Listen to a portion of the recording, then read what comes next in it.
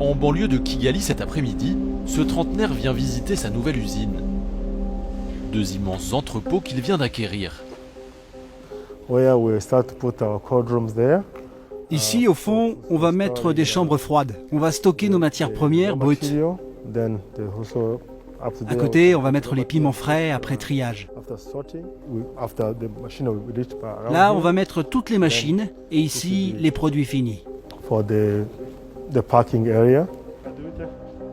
Diego Toairwa, 32 ans, est à la tête d'une entreprise de piments. Dans ces énormes cuves, il a commencé à installer sa production de pâtes de piment. Un produit qu'il va bientôt expédier par milliers de litres à Alibaba, le géant chinois du commerce en ligne. Mais ce n'est pas tout. Diego Toairwa vient de signer un contrat très juteux avec une société chinoise d'import-export.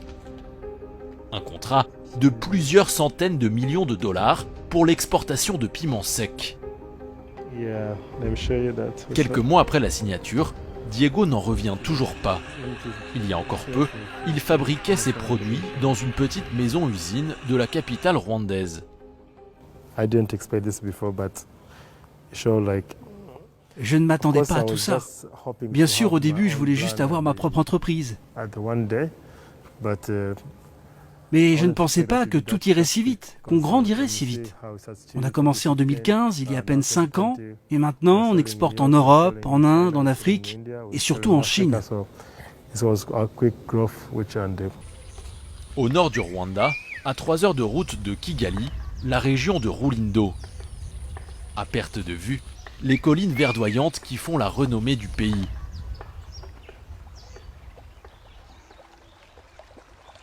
C'est sur leur flanc que Diego Toairwa a installé ses plantations de piments.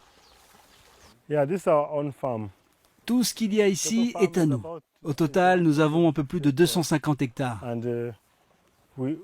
Dans la plupart des champs, les piments sont prêts à être récoltés. Ce matin, il rend visite à ses ouvriers agricoles. Ici, l'entrepreneur a planté 250 hectares de piments rouges de variété Teja. Un piment qu'il expédie par milliers de tonnes en Chine. Cette variété, au goût relevé et épicé mais pas trop piquant, a conquis de nombreux consommateurs à travers le monde. La demande, en constante augmentation, a poussé le jeune Rwandais à se lancer il y a 5 ans dans sa culture. Le Teja, une variété de piment qui ne se cultiverait selon lui nulle part ailleurs en Afrique. On a fait des études de marché sur cette variété de piment. On a vu qu'elle était particulièrement appréciée en Asie, et pas seulement en Chine. Il y a une demande en Inde, au Pakistan aussi. Dans le monde entier, c'est cette variété qui a la cote en ce moment. Le marché pour le piment Teja est énorme, bien plus que pour les autres variétés. Il y a encore quelques années, le piment était peu cultivé au Rwanda. Pourtant, le pays dispose de nombreux atouts pour la culture de cet or rouge, notamment une météo pluvieuse et un climat tempéré qui lui permet de faire plusieurs récoltes par an. Un argument qui a convaincu le client chinois d'acheter ce piment rwandais. Jusque-là, il se fournissait exclusivement en Inde, l'un des premiers producteurs au monde.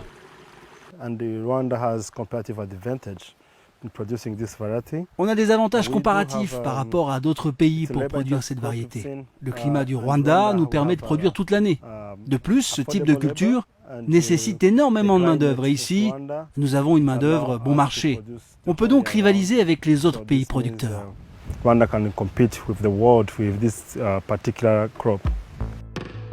Grâce à ses 255 hectares de plantation, il a récolté 1300 tonnes de piments l'année passée.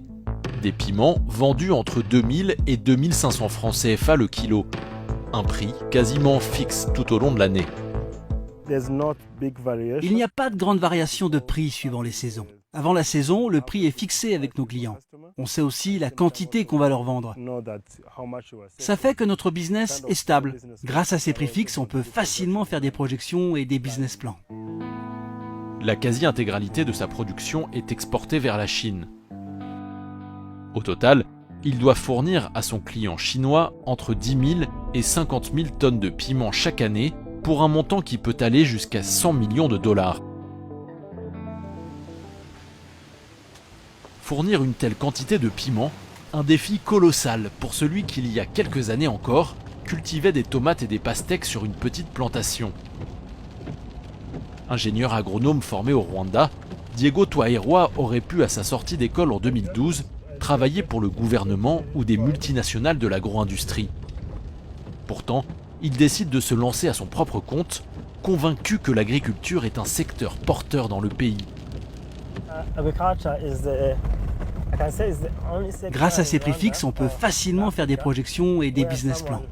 L'agriculture, c'est peut-être le seul secteur au Rwanda et même en Afrique où n'importe qui peut se lancer.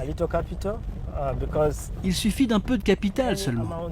Avec très peu de budget, vous pouvez créer votre propre ferme et il y aura toujours un débouché pour vendre vos produits agricoles. Vous pouvez commencer avec moins d'un hectare. Vous aurez vite un retour sur investissement. D'un petit business démarré avec seulement 3 millions de francs CFA, il parvient à décrocher ce contrat inattendu avec une entreprise chinoise. Dès lors, l'État décide de l'accompagner économiquement dans son aventure, en finançant notamment un système d'irrigation. Le pays veut en faire son champion pour développer la filière piment. Une filière jusque-là quasi inexistante, le piment n'étant cultivé qu'à petite échelle pour la consommation locale.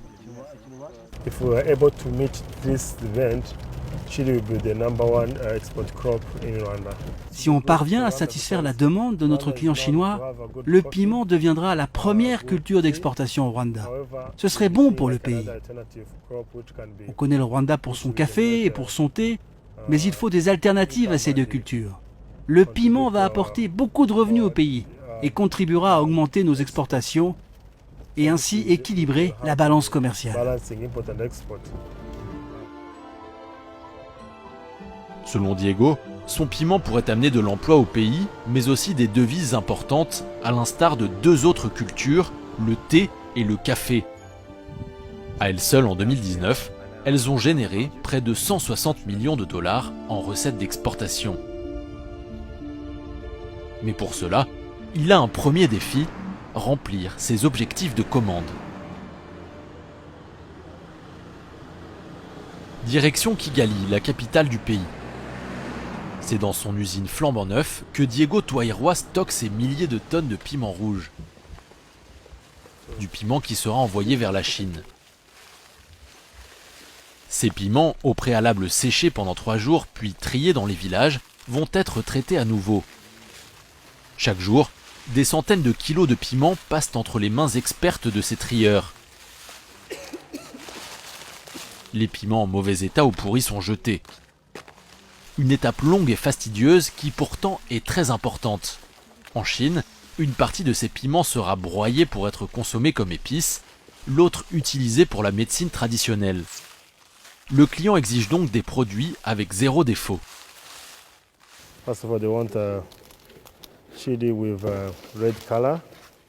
Notre client veut ce piment bien rouge, sans la tige. On doit faire cela parce que nos équipes dans les champs ont pu laisser des piments qui n'entrent pas dans les critères du client. Comme on a un très gros contrat avec lui, on doit s'assurer que la qualité qu'on lui envoie répond bien à ses attentes pour ne surtout pas le décevoir. S'il ne veut pas décevoir le client, c'est surtout que Diego a la pression. Car l'année passée, l'entrepreneur n'a expédié que 3000 tonnes de piment en Chine.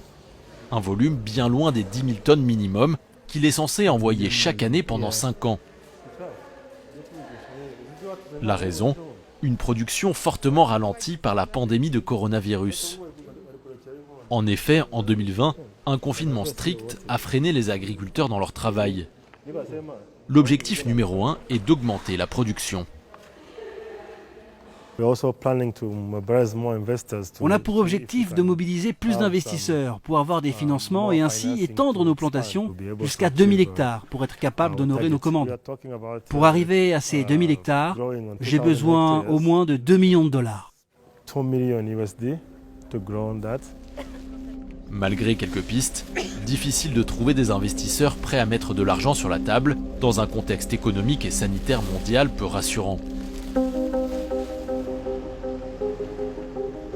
Alors en attendant d'agrandir la surface de ces plantations, pour assurer ses livraisons régulières en Chine, l'entrepreneur doit faire appel à de petits producteurs indépendants.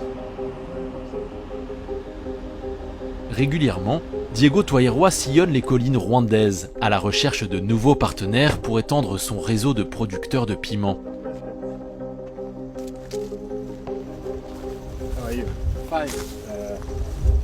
Ce matin, l'entrepreneur a rendez-vous avec Viateur, le président d'une coopérative de planteurs de 14 hectares. Cet homme fait partie des 1000 producteurs de piments avec lesquels Diego travaille dans le nord du Rwanda.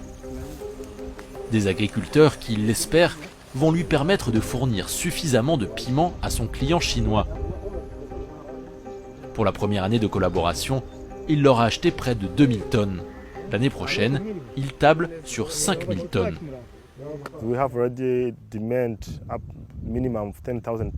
Nous devons exporter au moins 10 000 tonnes de piments.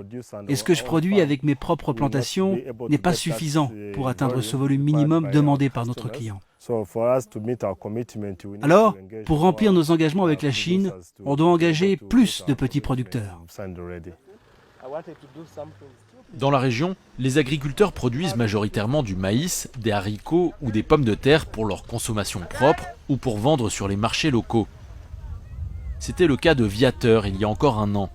S'il a remplacé ses cultures traditionnelles par des plantations de piments, c'est qu'il y croit, le piment va lui rapporter plus et améliorer ses conditions de vie. J'ai comparé ce que je gagnais en plantant du maïs et ce que je pouvais avoir en plantant du piment. Le résultat, c'est qu'on gagne plus avec le piment qu'avec le maïs ou les haricots. C'est pour ça que je m'y suis mis et je ne regrette pas. À ces agriculteurs, Diego Twairwa promet de multiplier par 3 leurs revenus. Une stratégie payante. Rien qu'en 2020, il en a convaincu plus de 200 de rejoindre son réseau. Je leur explique que planter du piment peut leur apporter de l'argent, car il y a un marché durable et un marché qui va croître. Je leur dis que le piment va leur apporter plus de bénéfices que d'autres cultures. Je leur montre que ce n'est pas difficile à cultiver, et mes agronomes les accompagnent pour qu'ils puissent produire la qualité dont on a besoin.